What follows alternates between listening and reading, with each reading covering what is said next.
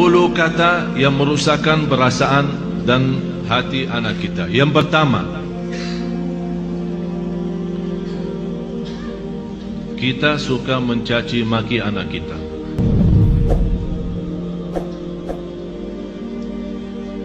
Ini sebuah bahaya, apalagi kalau kita lagi emosi. Dan saya selalu sampaikan kepada jemaah, kalau lagi emosi, jauh daripada anak. Jauh. Jangan jadikan anak korban. Saya tidak enak membawa ucapannya karena kita di dalam masjid, tapi ada banyak yang saya heran mengucapkan kata-kata yang saya malu sampaikan. Sama siapa? Sama anaknya sendiri. Kalau sama orang lain kita malu mengucapkan, apalagi sama anak kita.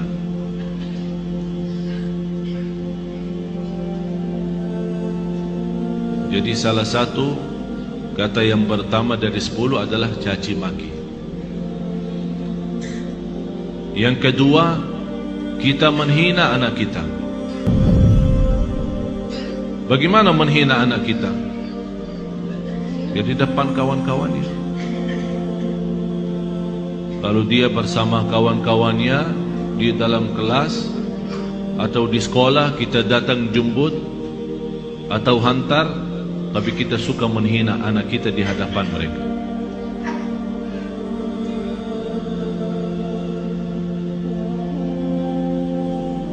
Malah ada yang pernah berkata, saking menghina anaknya, saya heran bagaimana bisa punya anak seperti kamu. Apalagi di depan orang, di depan kawan-kawannya. Bisa di saat itu anak kita tidak nangis, tapi sudah mati rasa. Sudah mati rasa. Akhirnya menjadi hati kecil. Susah kita bina untuk menjadi anak salih salihah karena kita sudah hancur duluan. Sudah kita hancurkan duluan. Itu yang saya selalu sampaikan. Itulah namanya durhaka orang tua kepada anak sebelum anak durhaka kepada orang tua. Atau kalau dia punya saudara banyak, jangan menghina. Kalau ada sebuah berlaku yang tidak bisa kita terima, kita bisa nasihatin dengan cara yang baik, bukan di depan orang. Karena itu namanya nasihah, bukan fadihah. Nasihah adalah mengingatkan dengan cara yang baik, tapi fadihah membukakan aibnya di hadapan orang. Alasannya, niat saya menasihatin.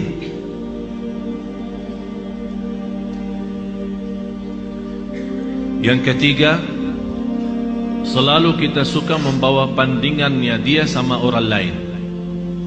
Ini lihat, abang kamu jauh lebih pintar. Ini lihat, anak itu luar biasa. Kamu tidak bisa seperti mereka. Itu tidak bahaya itu. Ini mengakibatkan apa? Kecil hati. Yang kedua, benci sama orang itu.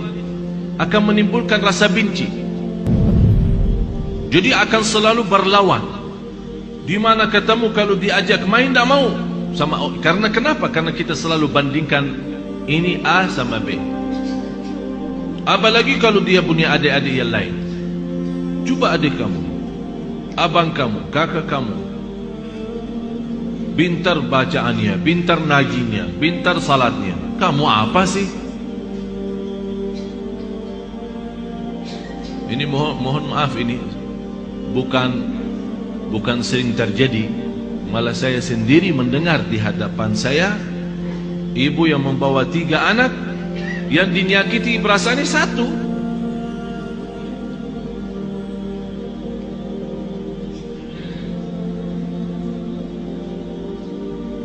Bahaya lidah itu.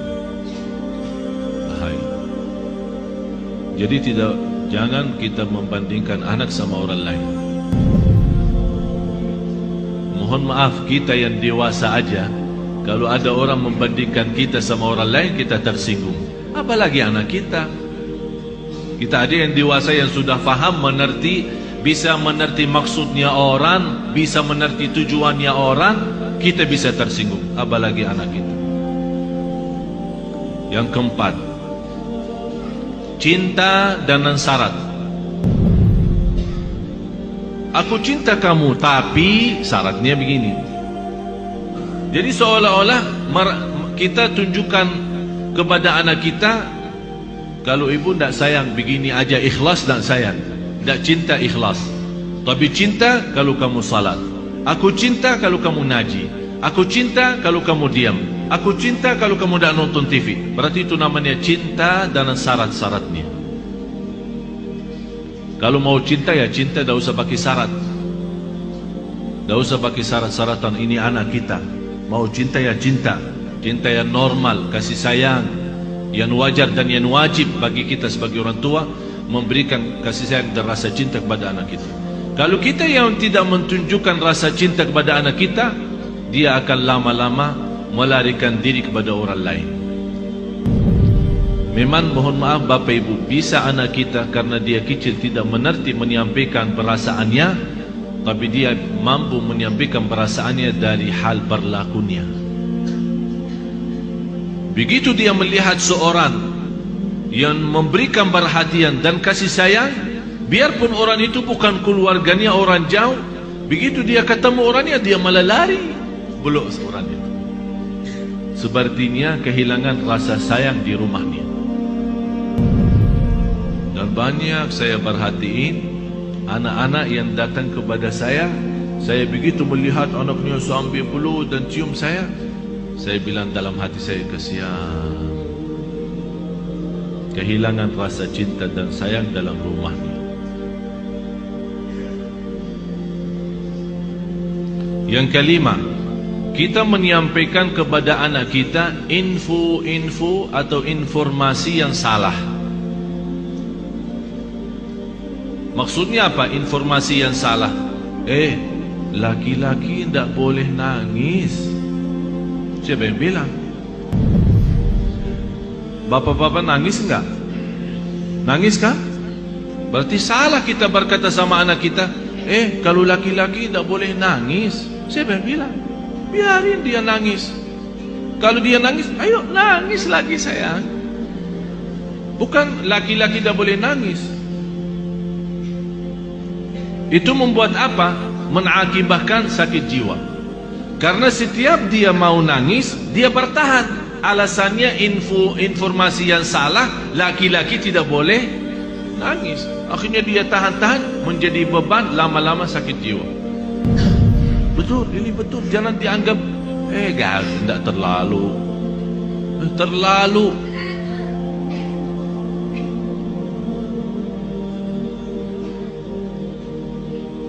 Yang keenam, ini yang lebih bahaya.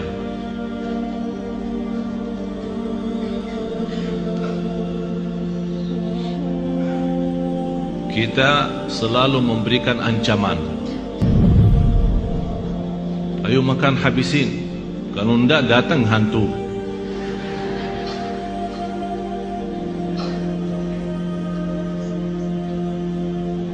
Mau tidur enggak? Kalau kamu tidak tidur, nanti datang hantu, temenin. Ini selalu kita, niat kita apa? Niat kita supaya dia cepat tidur, tapi mengakibatkan dalam perasaannya banyak hal yang tidak bagus.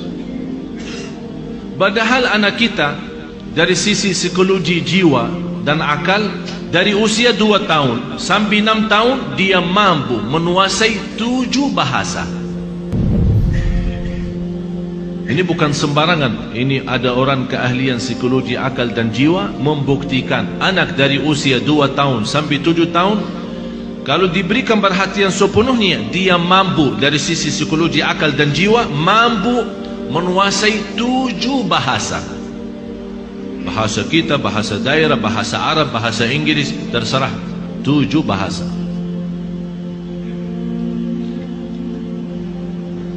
Tapi kenapa kita sia-siakan kesempatan ini yang masih luar biasa? Kenapa kita siakan? Yang ketujuh, Kita selalu melarang anak kita berlaku sesuatu tapi tanpa sebab. Artinya tanpa menjelaskan kenapa. Tak boleh ini. Dia minta sesuatu, tidak ada. Saya mau ke sana, tidak boleh. Saya tidak ada, diam sini. Jadi kita suka larang, tidak boleh, tidak ada, tidak bisa, tapi kita tanpa menjelaskan sebabnya. Kalau anda mau larang, tolong jelasin sebabnya. Tak boleh nonton TV kalau sudah malam, karena nanti mengganggu matamu. Ini ada alasan kenapa kita larang. Kalau makan sampai habiskan makanannya, karena di dalam makanan ada barakah. Kita tidak tahu di barakahnya yang di mana.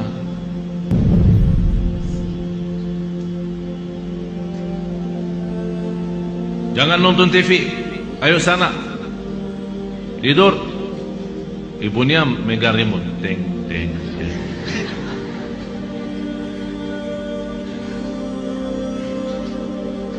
Anak kita bisa pendiam ya. Mungkin ada di antara anak ibu-ibu yang suka lawan, tapi ada yang diam sudah masuk ke kamarnya. Tapi Allah Maha tahu perasaannya apa di saat itu. Dilarang nonton TV, malah ibunya enak-enak nonton TV.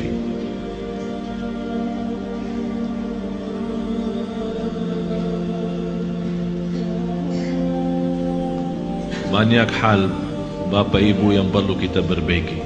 Banyak. Kalau kita memang ingin bukan hanya doa mengharapkan anak saleh salihah, tapi ada contoh baik, ucapan yang baik. Yang ke-8,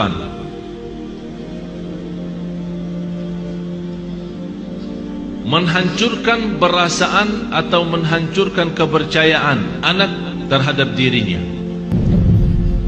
Kamu bodoh selama-lamanya, tak bakal jadi pintar. Astagfirullahaladzim, ada orang sejahat itu. Jadi walaupun dia sudah ada niat untuk berikhtiar, berusaha, kita sudah habis-habisan, tak ada. Memang kamu diciptakan oleh Allah bodoh seperti ini. Saya nyesal punya anak seperti kamu. Saya benci hari kelahiran kamu. Bapak Ibu, saya mengucapkan ini bukan dari saya.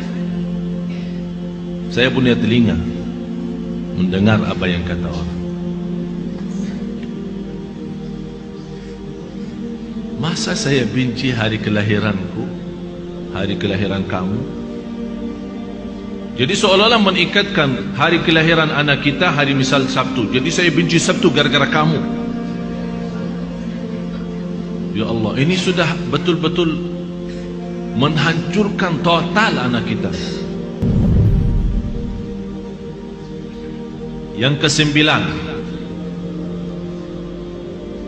kita berdoa terhadap anak kita doa yang buruk.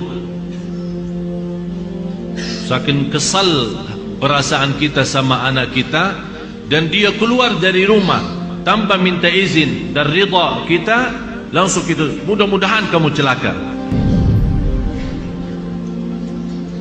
Rasulullah sallallahu alaihi wasallam melarang orang tua mendoakan anaknya buruk. Kalau terjadi diijabah doanya akan nyesal, kata Rasulullah.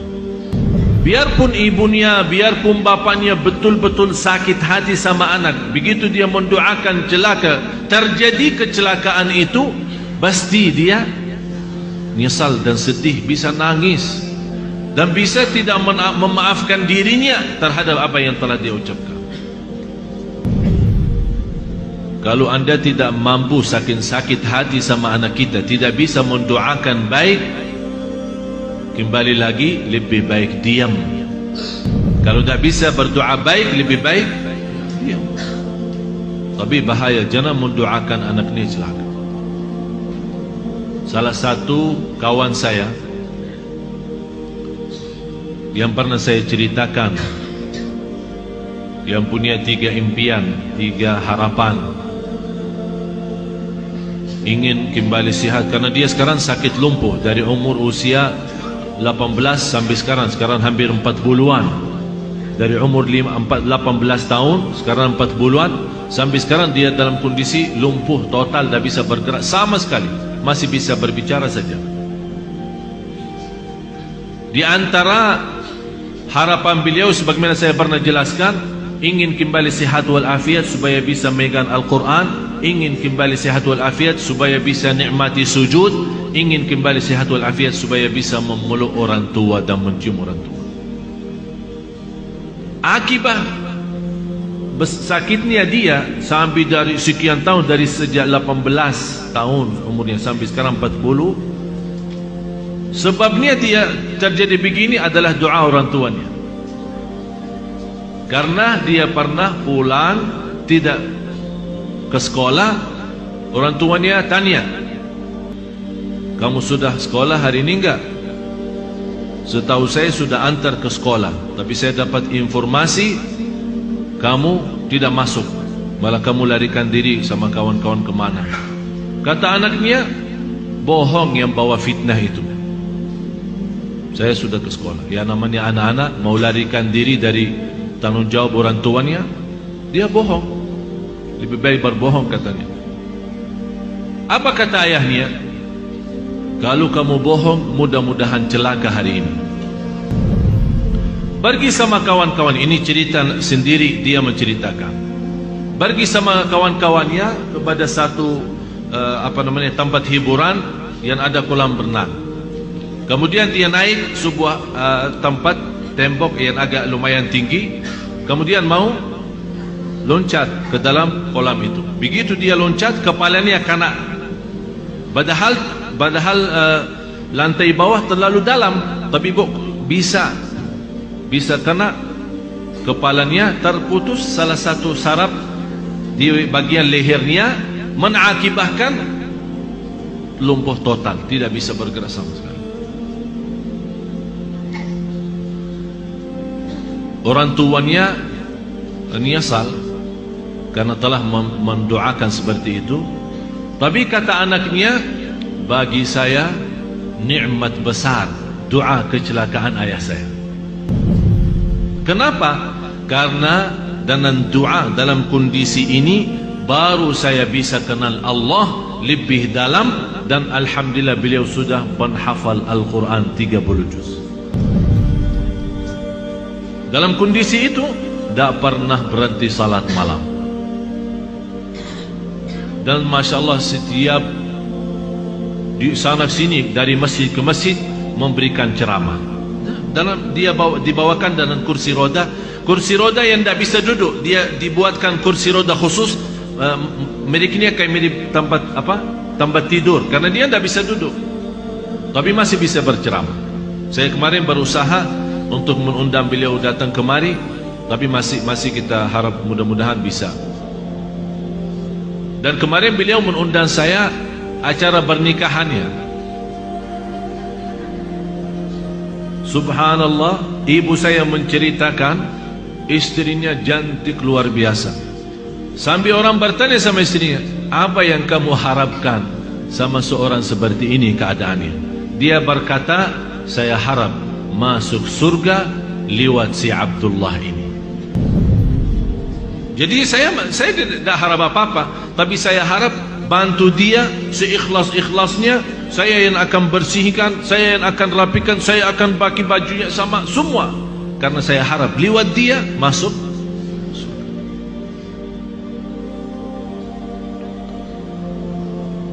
Yang terakhir 10 kata. Yang ke-10,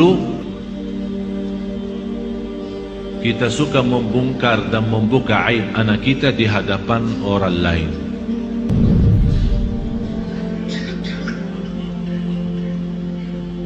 Ini anakku dah ada malunya, kalau tidur suka kencing di atas tempat tidurnya, suka buang air di tempat tidur. Capek aku setiap hari bersihin tempat tidurnya karena bekas kencingnya. Ini kan dicerita sama kawan-kawannya di sekolah. Apa yang akan terjadi? Kawan-kawannya apa? Senang atau gimana? Kesempatan kan? Setiap dia datang,